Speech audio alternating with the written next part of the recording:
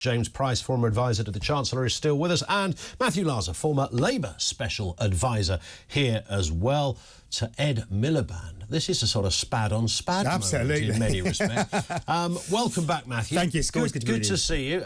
It is rather interesting. There is a sort of vocal tone, isn't there, to a union person? Absolutely. Well, look, I mean, the truth of the matter is that the leaders of transport unions are genuinely come up from, well, not the shop floor, but from the footplate, as it were, of the railways, and therefore they speak from the heart. It's interesting. They have very solid support from their members because you know they've known them for years. It's a very close-knit community, and yeah, so there was a bit of that. I actually was at a festival on Sunday, and I was looking at somebody's T-shirt, and he actually had a Mick Lynch T-shirt. Seriously? It wasn't. It was just a music Reading? festival. Were you at Reading? No. This is up in Waltham Cross, but it was just a sort of dance music festival. Left-wing festival. No, it wasn't left-wing. It wasn't particularly left-wing. It was Marxist festival. No, not at all. There was no politics. Communist festival. No, Matthew. not at all. I would not be seen at a communist festival. Was your head painted red? Was it all of that? None of that. None of that. I was just having a bank holiday, and it wasn't like Glastonbury. There was no tent, but it's a sign. I think. But there was a Mick Lynch T-shirt. So, yeah. I was with my mate standing in the queue, and then behind me, it turned out it was his old schoolmate from Norwich who was in a Mick Lynch T-shirt. What about that? There you go. Who'd have thought it? I'm sure somebody. But it shows that they've got resonance, and that they've caught at least some of the public's imagination. Although a lot of the public, understandably, are fed up and want these settled. So does the Labour Party. Well, indeed. I mean, it is a mess, isn't it, out there at the moment? I mean, do the Labour Party want it settled now? Because I think they're rather enjoying this. Absolutely, no. The Labour Party very much want this. Very much want the rail strikes settled, and the government could settle them now, doesn't it? Politically. No, I don't think it does, because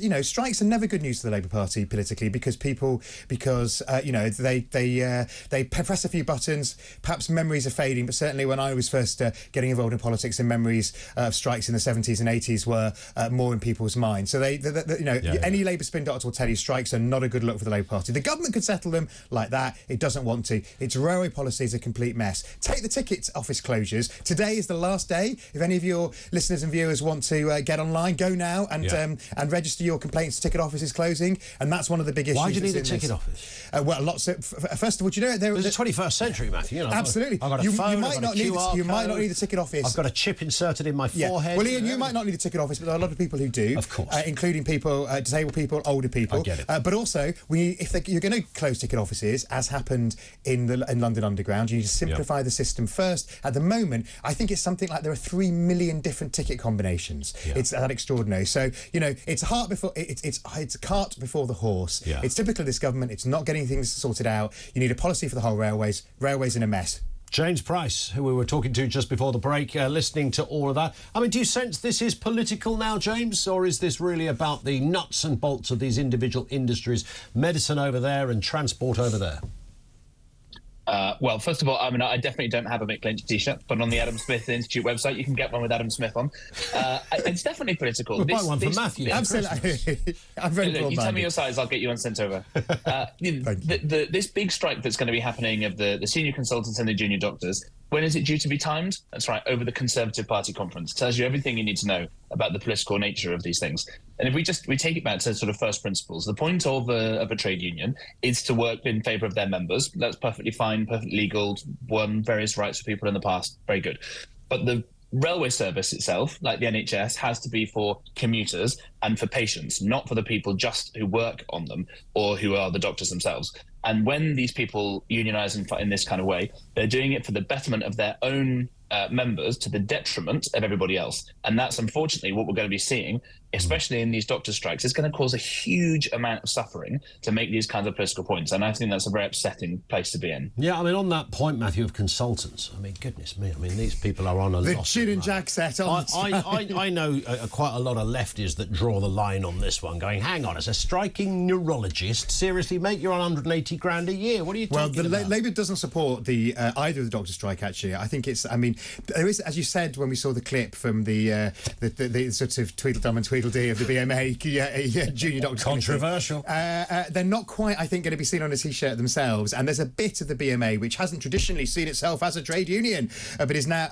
cosplaying at being like cosplaying at Mick Lynch. Well, in that clip, it is a Mick Lynch cosplay. In that clip, they happily and overtly make the point about being a union. Yeah. And of course, the BMA... It's not in the TUC. No, exactly. It's not in the TUC. It's certainly not to do with the Labour Party. And it has been over the years a controversial union. Let's remember, it was the BMA that were against the NHS. Absolutely. The scars are still on the Labour Party's back. So, look, as you say, the consultants striking does seem very peculiar. I think there's a big issue in medicine as a whole, in that traditionally what's happened is it's been a kind of upside-down triangle. You struggle at the beginning as a junior doctor, knowing that you're going to get that jag and your private work and everything when you rise up seniority. I think now in today, and traditionally a lot of people have been from quite well-off backgrounds who've gone on to become doctors and their parents have subsidised them. People won't put up with that anymore. That's fine, but the whole thing needs to be looked at around. Is it because it's, when I was a kid, and I think we will all remember this in varying ways, the miners' strike was absolutely there. Scargill was never off the front pages. Even the Daily Mirror weren't really that supportive of what was happening in some respects. When he called it in the winter, which was the biggest disaster. Indeed. Lions led by donkeys, as one other trade union leader said of him. Absolutely right. The enemy within, as they were referred to. Yeah, that was less. It was a Thatcherite thing, wasn't it? Yeah. But nonetheless, the point being is that if IT workers had gone on strike, nobody would have cared about IT workers. But if it's a sort of a slightly more manual job where you get your hands dirty, and that's why I'm comparing the medical side with the transportation side, do you sense, James, that does divide the room? There is more of a sympathy, perhaps, with rail workers because it's manual and it's gritty, whereas, a bloke that mooches around with a stethoscope and a syringe in his hand doesn't quite command the same levels of understanding or sympathy. Well, I think probably these days, if you look at something like the Tube network, all they do on some of the lines is press a button to open and close the doors now, and most of the rest of it love you for that. is automated. They're not going to hold the doors open for you next time. No, okay, I'm used to them something in my face.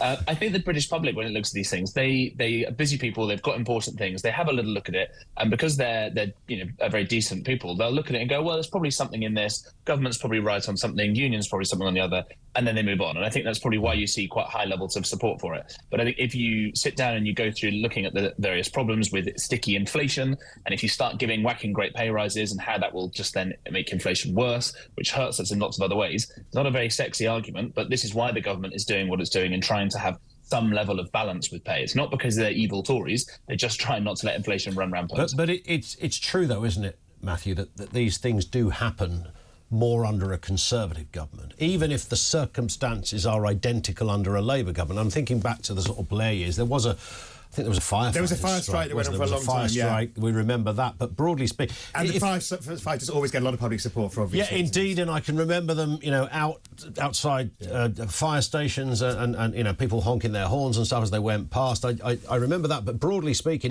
if there was a Labour government in a year's time, these strikes now probably wouldn't be happening, even if nothing had changed. Well, I think that's interesting. And that's why of course, it's political. it was strikes in the public sector that brought down the Labour government in the late 70s and brought Mrs Thatcher to power.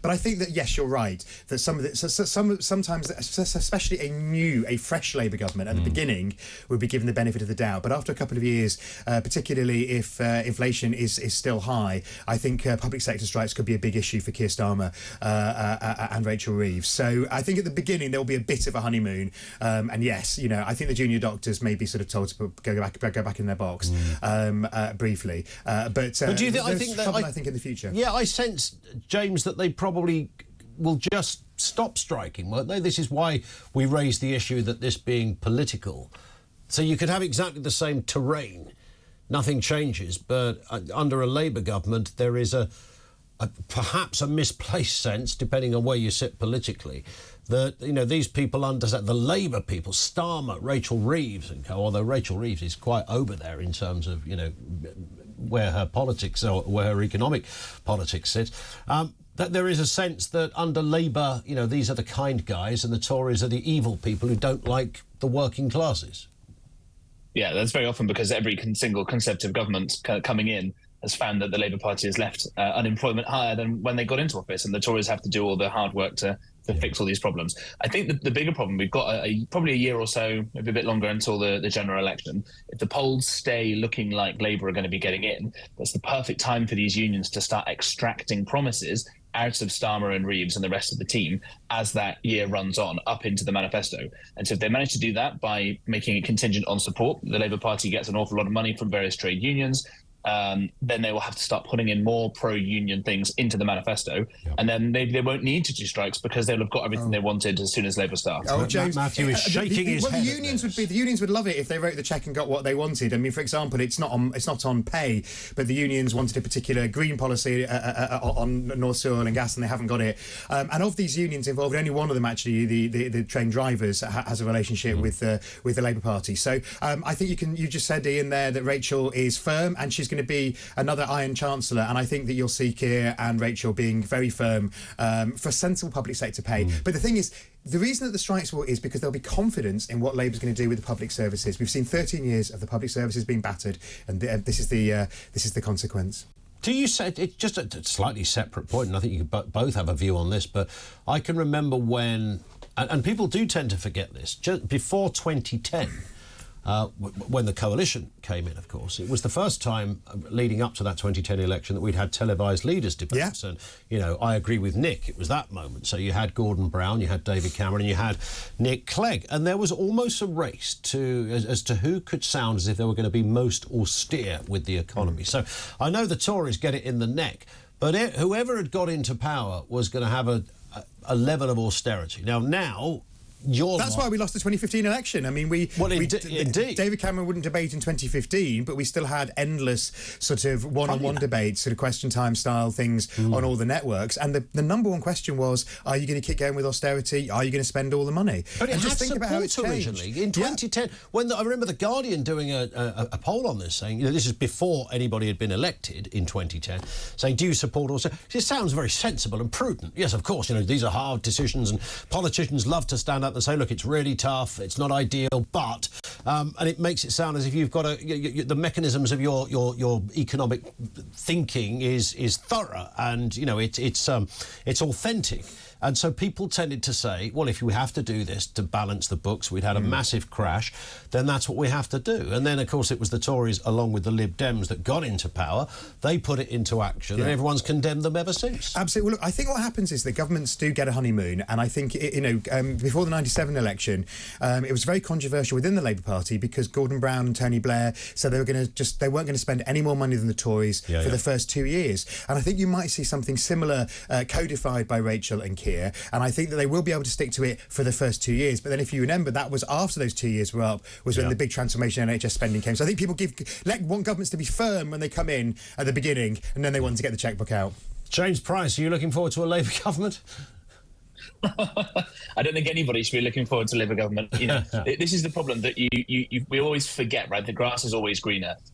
People say, oh, wasn't Mrs. Thatcher evil, all the rest of it. But you look at the absolute mess the country got into in the 70s, look at the mess we were in at the end of the first decade of the noughties. Tories have to come in and clean up the mess, and I suspect in 5 or 10 years we'll be called in to do the same thing again.